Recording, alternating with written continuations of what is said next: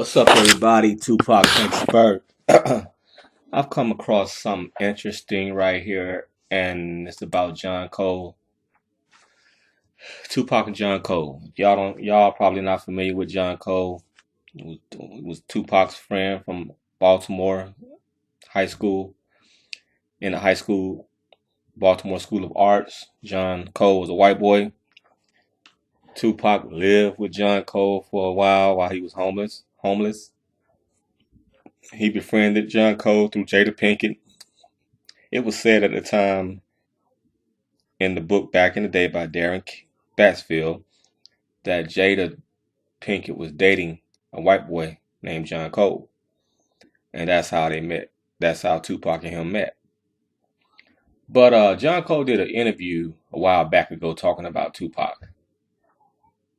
And a lot of Tupac earlier friends, and this is a common theme with a lot of Tupac earlier friends, but I'll just go ahead and read what it says right here, man. This is from John Cole's words. Tupac lived in an area known for being a drug hotspot. Yeah, we know that. There were, if you didn't know, you know now.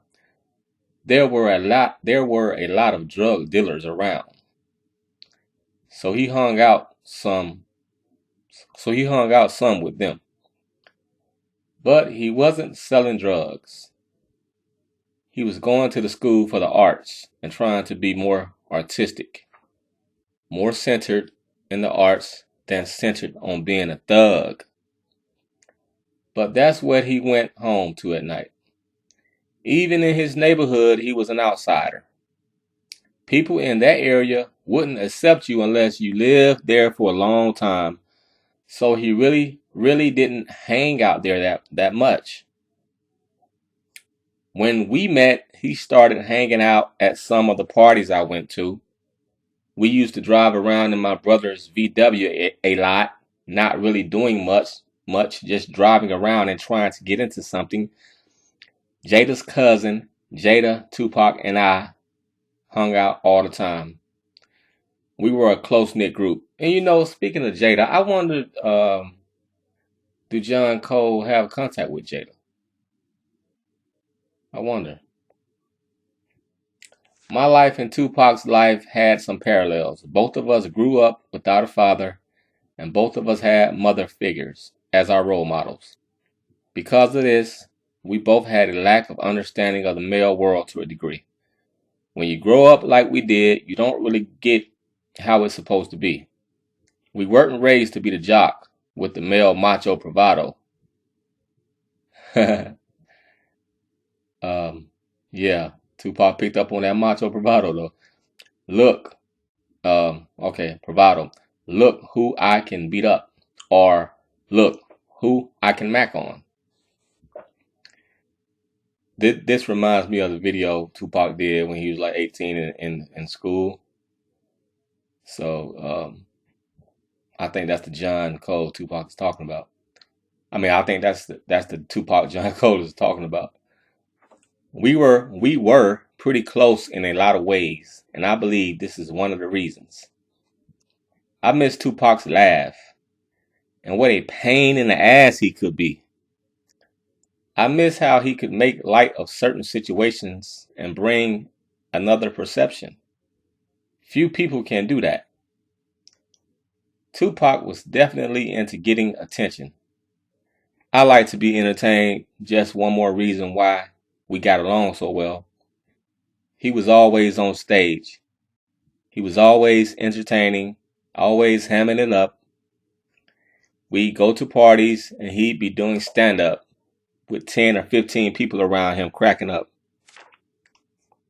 Yeah, and that's another thing. People always say Tupac was a comedian. He should have been a comedian, man. He would do different characters. One of my favorites was this old drunk black man named Redbone, who was always staggering around, running into things. Redbone would always get on my nerves after a while. Tupac would stay in character for 2 or 3 days at a time. Wow. I'd say, look, You got to do something else. I'm really getting sick of Redbone. Okay.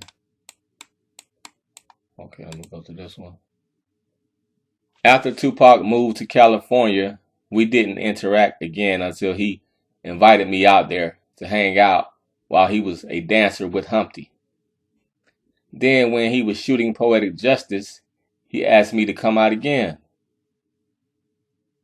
When he got into all the thug stuff, that really wasn't so interesting to me. That was so predictable. It's not the most creative thing. I think he eventually got bored of that role, but he was stuck. Maybe the only way to get out of that role was to die. And that right there just says John Cole thought Tupac was acting. I mean, was being in role mode when he was on the thug stuff.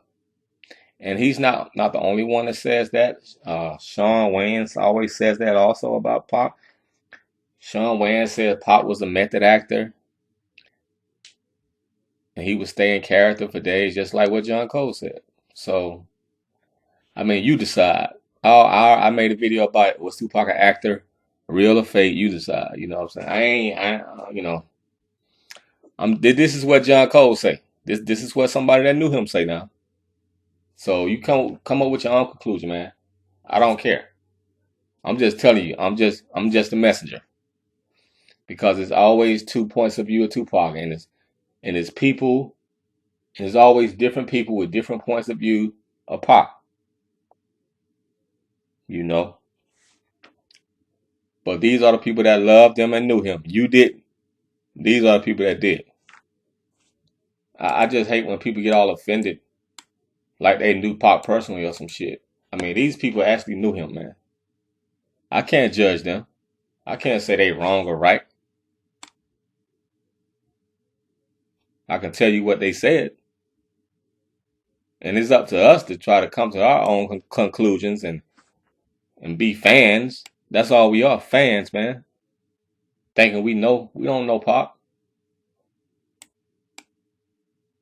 We didn't hang out with Pac. You know? Come on. Get off that, man. We're fans. But anyway, this is a poem Pac wrote to John. And he really loved John. He was real close to John, man.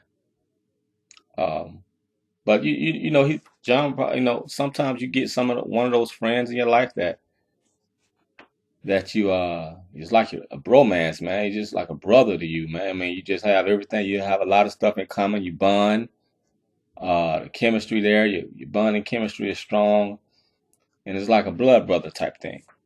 And this is how Tupac felt about John, and he wrote this to John. He said, and the poem is titled "Nothing Can Come Between Us." Let's not talk of money. Let us forget the world for a moment. Let's just revel in our eternal camaraderie. In my heart, I know there will never be a day that I don't remember the times we shared. You were a friend when I was at my lowest, and being a friend to me was not easy nor fashionable. Regardless of how popular I become, you remain my unconditional friend. Unconditional in its truest sense. Did you think I would forget? Did you for one moment did you for one moment dream that I would ignore you? If so, remember this from here to forever. Nothing can come between us. And yeah, man. You know, back in the day, Tupac was poor. He said, when I was at my lowest, and being a friend to me was not easy nor fashionable. Mouse spoke on this too, that Tupac was poor and didn't have any clothes, and kids used to pick on him and, you know, call him Dusty, call him broke, you know, whatever. And Mouse used to give Mouse is another childhood friend of Pac in that rough neighborhood that John Cole speak of. But Mouse used to lend Pac his clothes. probably give Pac his clothes, and Mouse befriended Pac too when it wasn't easy or fashionable, you know, and it's very unheard of for a white boy to befriend, a black boy. Well, it's very rare, I think. I guess it depends on where you're at, but for a white boy, a lot of times, the white boys don't are not interested in hanging out with black people and all that stuff, especially rich white boys. But it said that John Cole family had money, and yeah, I mean Tupac was a special guy. People saw something in Tupac. People was attracted to Tupac, and they probably don't even know why. They was attracted to his energy. The man has even to this day, we still talking about him 20 years later. We're attracted to this man, and his energy is still around today. That's why we're still talking about him. But yeah, man, very deep, very deep poem. And but yeah, a lot of Pac friends don't understand the thug life thing. His earlier friends don't. And John Cole think he was, in a role, playing a role. Like I said, Sean Wayans think he was playing a role too. But I don't know, man. It's hard to judge Tupac. It's hard to judge Tupac, man, because like I said before, uh, it's not, it boggles the mind to be playing a role like that. Come on, it boggles the mind.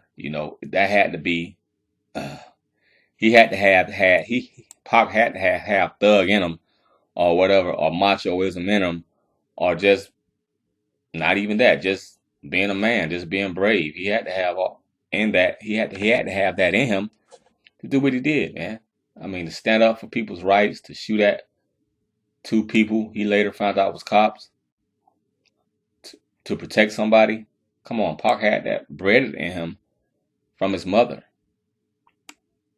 And Tupac caring about people trying to infiltrate and live the thug life, to try to get into that world and understand it.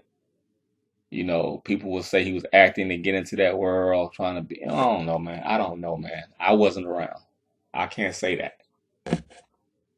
But a lot of people can't. A lot of people do say that because they don't understand where Pop was going.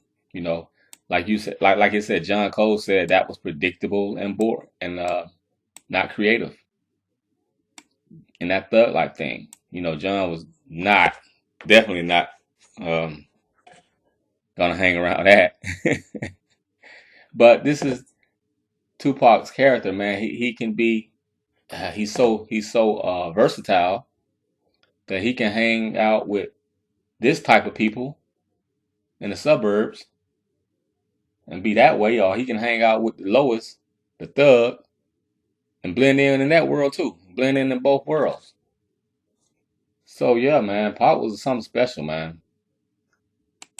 Very rare dude, and that's why he's still missed today. But what do y'all think about that, man? Anyway, that's it. Peace out.